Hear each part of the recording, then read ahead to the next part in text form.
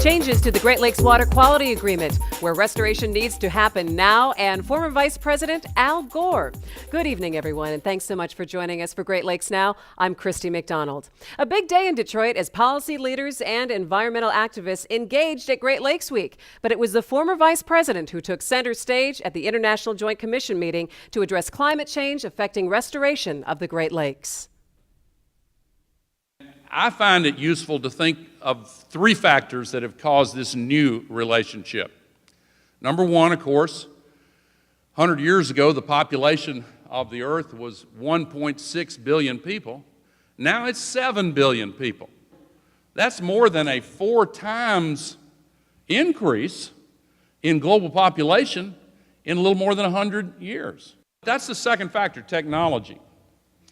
If the population has increased by more than fourfold, the power of the technologies we have available to us in this day and time compared to the time of our grandparents, it's probably increased 1,000,000-fold. I wouldn't know how to calculate it.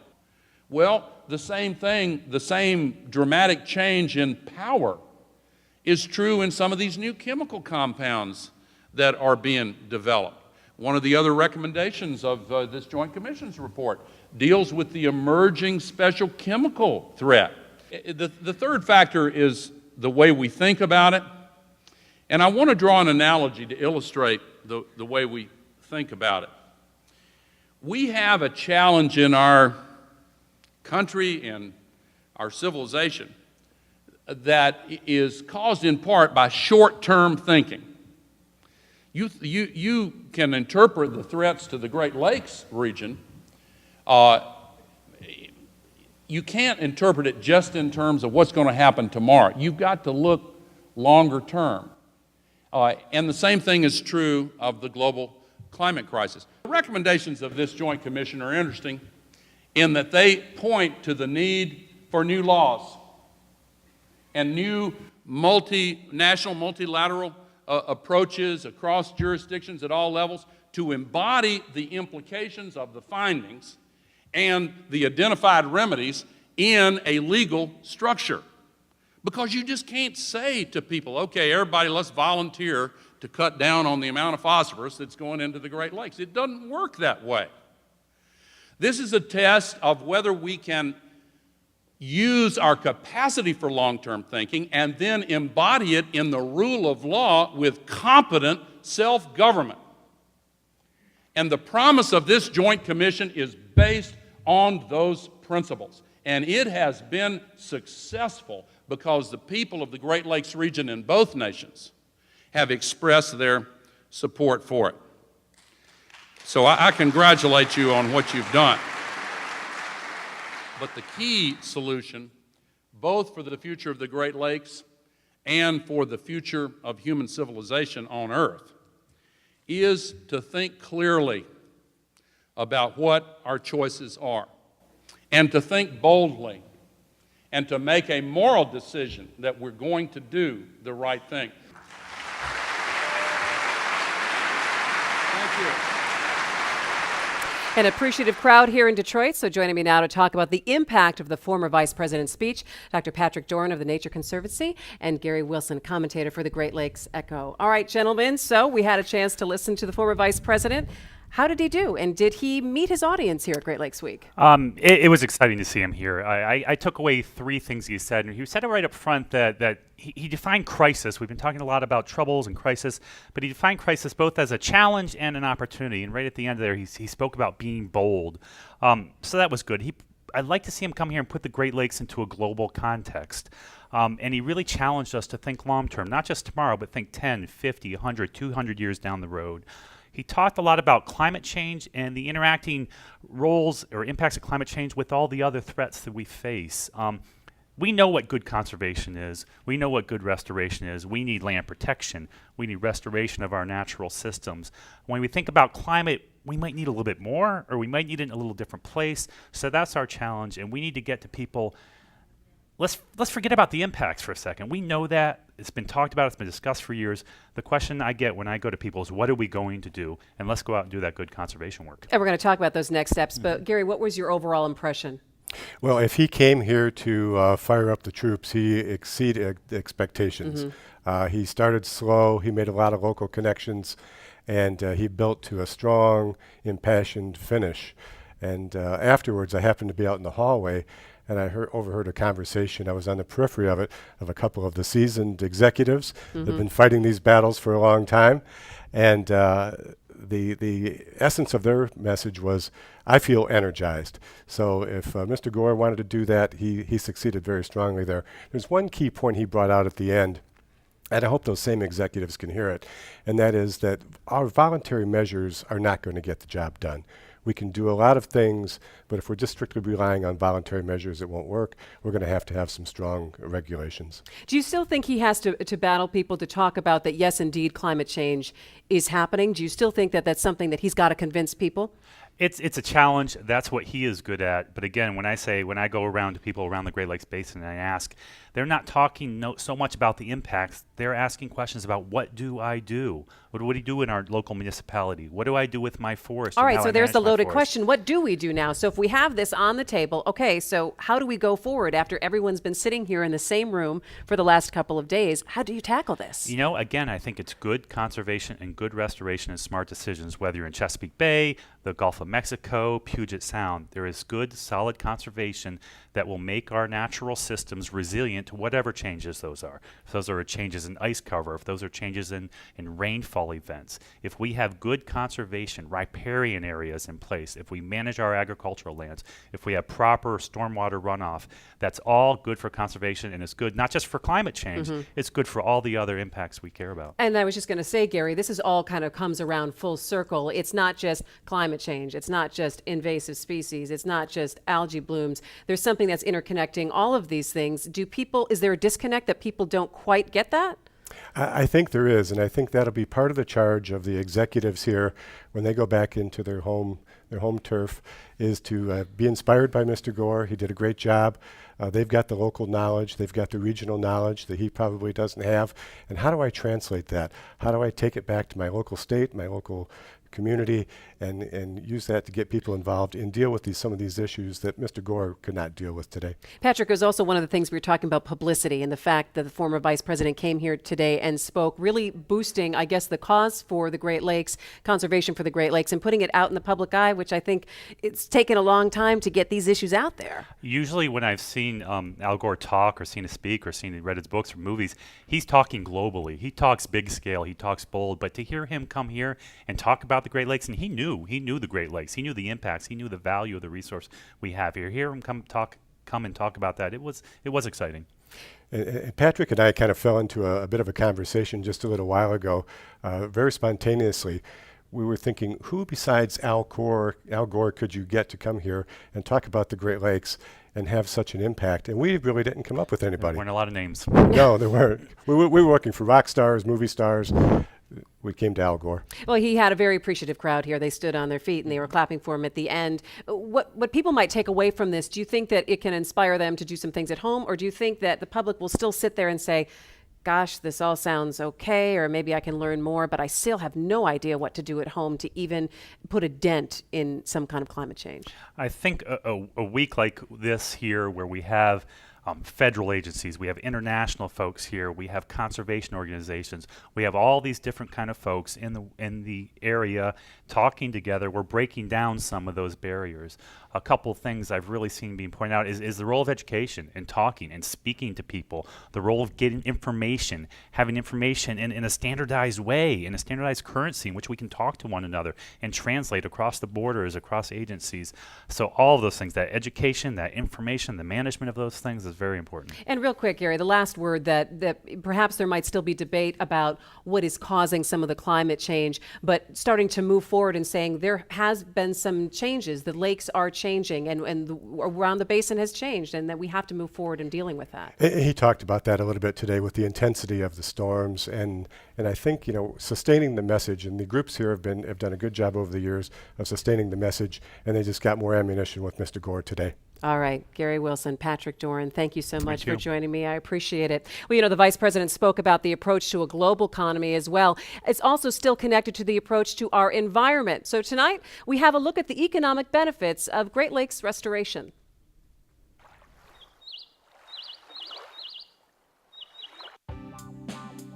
The Great Lakes are a hub for economic activity throughout the U.S., Canada, and you could even say the world. These lakes provide a competitive advantage for businesses. Shipping things across lakes by water is far, far more energetically cheaper than it is by diesel tractor trailer. Not to mention the many different kinds of recreation. There are tourism benefits to our beaches. They do present community gathering places and reasons for people to live in the communities that they choose along the Great Lakes. Top economists from the Brookings Institution issued a report, and the report said that if you invest $20 billion in the Great Lakes, you get between $50 and $100 billion in return. So the return on investment is over 2 to 1, might be as high as 5 to 1. That's a great return. This is a terrific investment. What that means is that restoring the health of the Great Lakes is a priority not just for the ecology of the lakes, but also for the economy of the region. That Great Lakes restoration brings jobs. Economists agree. There's broad-based economic benefit for maintaining the Great Lakes. The projects that seem to fall into about 3 categories: cutting up pollution, getting rid of invasive species, and trying to rehabilitate habitats for wildlife. The benefit is broad-based just because fresh water has such a broad-based benefit. In fact, a report issued by Sea Grant, Michigan shows the Great Lakes region produces 27% of the nation's gross domestic product. Michigan and Illinois have the most jobs connected to the lakes, followed by Wisconsin and Ohio. The Great Lakes is crucial for the Great Lakes states to produce economic output, which I think it is. It's probably not a big stretch to say a quarter of the economy or even more is dependent on the Great Lakes. If you want a healthy economy, you need a healthy Great Lakes. And if you have a healthy Great Lakes, then the economy is going to get healthier also. That's the reason that some of the biggest proponents, the biggest partners for Great Lakes restoration are the business community. That's led to many using the term blue economy. One that recognizes that you market to your strengths. And one of our strengths is that we have an abundant, fragile, but abundant supply of clean, fresh water. Well, the access to that clean, fresh water and a healthy environment is something that we all want, but it's not something that all people have. And tonight we're focusing on environmental justice. Joining me tonight is Rhonda Anderson from the Detroit Environmental Justice Project. Also with us tonight, Tom Stevens. He's an attorney with the National Lawyers Guild. And Donnell Wilkins, she's the founder of Detroiters Working for Environmental Justice. Thank you so much for joining all of us tonight. Rhonda, let me start with you. If you can give people an overview of what exactly environmental justice is, because some people may think it's a vague term. They have really no idea what that means. And it may be that way, but environmental justice, as defined by the federal government and some other state governments, is the fair and equal treatment of all people when it comes to water, air, and land, so that no one group is disproportionately despaired upon, meaning that no one group has to bear the brunt of polluting facilities or any environmental impact. And sometimes those people who bear the brunt, they don't have the strong voice to be able to speak out. Again, so Tom, what are some of the cases that you've worked on to be able to help people in this position? Cases where people have strong voices, but they're ignored. I mean, unfortunately, we got a long way to go. You know, the way these policies are made, the way these facilities are cited, the way they're regulated, basically is unfair. I mean, there are some people that, you know, get dumped on and some people that enjoy the benefits. And, you know, environmental justice is about addressing that. Talk to me about some specific cases that you've worked on, some tangible things that you can explain to people so to see an exact example of this. Here in Detroit, we have, for example, the world's largest trash incinerator. It is burning at this point, and has been for about 20 some years now, 3,200 up to 3,500 tons per day of garbage. And they're still saying, oh my goodness, it's creating odors? How could that be? We also have the largest wastewater treatment plant, which is the largest polluter in the Great Lakes Basin right now, where the city of Detroit provides services for 76 other communities surrounding here, necessary services. You know, we all need water, and we all need the sewerage services, not to be too crude, that it provides. The city, that's a big issue everywhere in the country, indeed in the world. You know, how do you keep the contamination out of the water for this necessary municipal service and human service. And the problem is that the cost of the upgrades are well over, it's like 83% is being paid by the people of the city of Detroit and only about 17% by the other communities. That's unfair. Donnell, how are you able to help people out who don't have a voice in this and who their water ends up getting shut off and they can't quite get the resources that everyone really needs? Well, it's really important that organizations like ours are Detroiters working for environmental justice. I am currently the director of the Green Door Initiative at this moment. I spent 15 years at the helm of Detroiters working for environmental justice, collaborating with other organizations with resources so that we can have a voice that echoes justice and equality. We have worked very hard to put environmental justice on the agenda of decision makers, policy makers, and helping everyone understand that the decisions that are made impact folks at the lowest level. You have to organize people who are impacted so that they can have a voice and speak for themselves. That is one of the most important tenets of the environmental justice movement, that we speak for ourselves, building capacity, understanding, information, putting those tools into the hands of people impacted helps make a difference. And that's been the model going forward to improve environmental quality for people who are disproportionately impacted. Now, and you're in the front row of being able to be with some of those policymakers right now, Rhonda. Have you found interaction here at Great Lakes Week effective? Reasonably. And the reason I say reasonably is because the conferences like this, and I've worked very closely with Melissa Demansky, so she's been working on this Healthy Great Lakes. I find that I don't often see people of color. And so my question would be, how can we embrace more people of color and get them into this movement as well? And so one of the things that Melissa did early on as she was working on this project in the city of Detroit was to work with Michigan Welfare Rights, work with some other organizations to create the People's Water Board.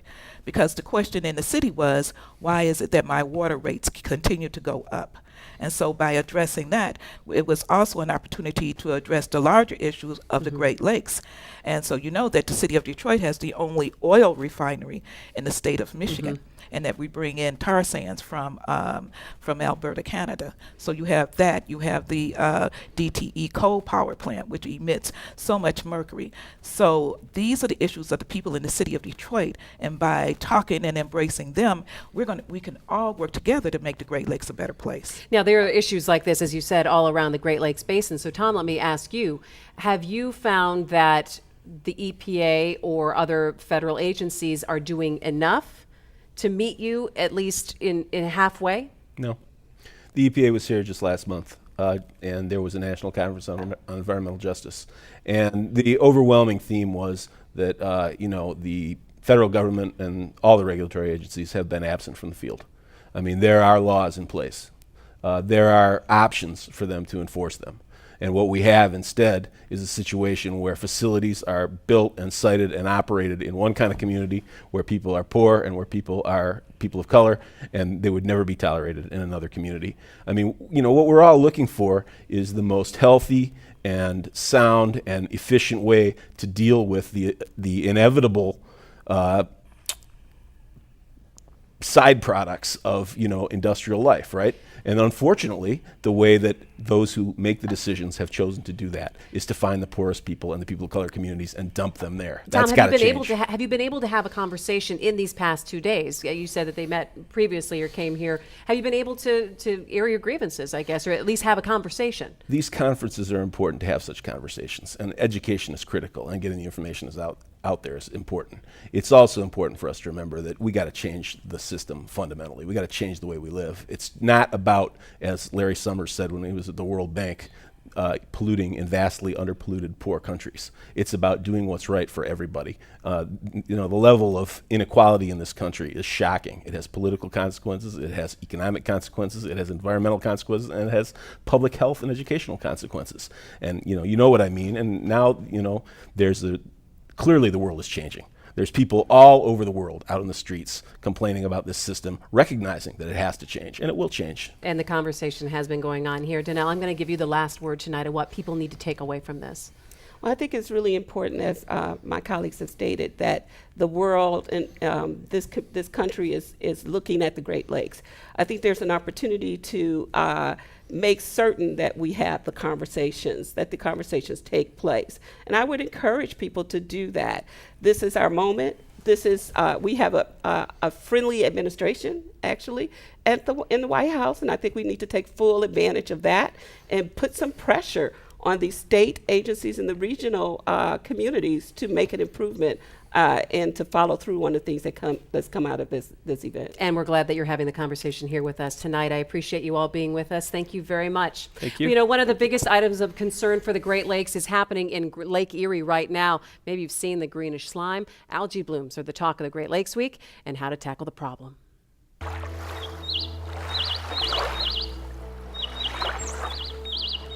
Algae. It's the slimy green muck we see floating on lakes and streams. And in late September, a satellite image showed a huge patch, more than 30 miles, of toxic algae in western Lake Erie. These thick mats of green ooze move beyond places where they've never been before. So we know we have a problem on our hands, and we know we need to do something about it.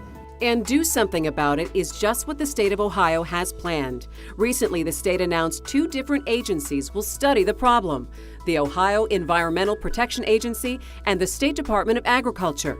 Experts say the problem is blooming for a couple of reasons. As we're seeing more runoff from farms, we're seeing actually less discharge from wastewater treatment plants in many respects, but there are some that are still fairly significant. And so between those 2 sources and several others, there's too much phosphorus going into the lakes. There are tourism benefits to our beaches. It causes economic impacts as well. And so there are very good reasons, both for quality of life purposes and for just sheer fiscal purposes, that we need to make sure that our Great Lakes are healthy, especially when it comes to our fragile coastlines. Fragile and beautiful coastline. Well, finally tonight, we sent our Under the Radar Michigan crew to the only international wildlife refuge in North America. You might be surprised, it's right here in the Great Lakes Basin.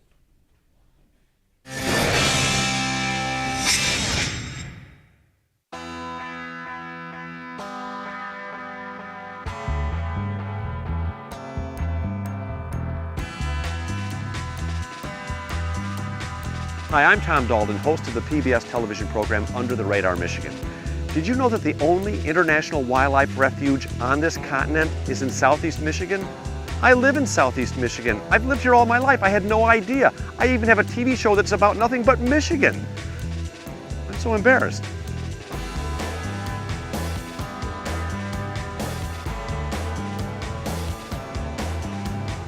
This is called the Detroit River International Wildlife Refuge. 97% of historic coastal wetlands are gone out of this area from what used to be. So although the 3 acres doesn't sound like a lot, it really is significant to the ecosystem. It's North America's only international wildlife refuge. It's also unique because it's an urban refuge and it's an industrial refuge. We're in the industrial heartland. Most people think that's a paradox, but in actuality, it's an incredible story. We have bald eagles and peregrine falcons and osprey, and we have lake sturgeon and lake white. And they were all here first, by the way. They were here first, and they are coming back. That's an incredible story. The fact that you guys are slowly regaining this is wonderful. We'd like to tell this story as Extreme Makeover Brownfield Edition. That's perfect. What we're doing is perfect. Transforming this site. We're cleaning it up, restoring habitats, making it suitable for wildlife and human health, and putting our visitor center here. So children and families can come here, learn about the refuge, and then go out and explore it. Why do you think it's so important that we do these things for the lakes? Well, you know, as we settled this country, we did things and we were growing our country, and we did a lot of wrong things to the environment. And now we have a chance to kind of go back and restore things back and bring some of the values that we like about this country. Clean water in the Great Lakes, clean wetlands with lots of wildlife. And I think a lot of people take the Great Lakes for granted, and it's just kind of sad because we are so lucky to be in the middle of these lakes. I mean, they're such an incredible resource, that I really appreciate people like you. So, I mean, for doing what you're doing. Well, Tom, thanks. It was great to have you guys with us, and we got to do it again. You got to go do it again and got to go visit them. Well, that's going to do it for us tonight on Great Lakes Now. Make sure you join us again for all things Great Lakes at greatlakesnow.org. You can catch any of the sessions you missed from Great Lakes Week right there at greatlakesnow.org, and you can also find us on Facebook and on Twitter. For all of us at Detroit Public Television, I'm Christy McDonald. Have a great night and come back and see us again. Great Lakes Now update is sponsored by the Fred A. and Barbara M. Erb Family Foundation, nurturing environmentally healthy and culturally vibrant communities in metropolitan Detroit, and supporting initiatives to restore the Great Lakes Basin. The U.S. Environmental Protection Agency. The EPA leads a task force of 15 federal agencies and departments to implement the President's Great Lakes Restoration Initiative. And by the International Joint Commission, assessing progress, providing advice, and engaging the public under the U.S.-Canada Great Lakes Water Quality Agreement.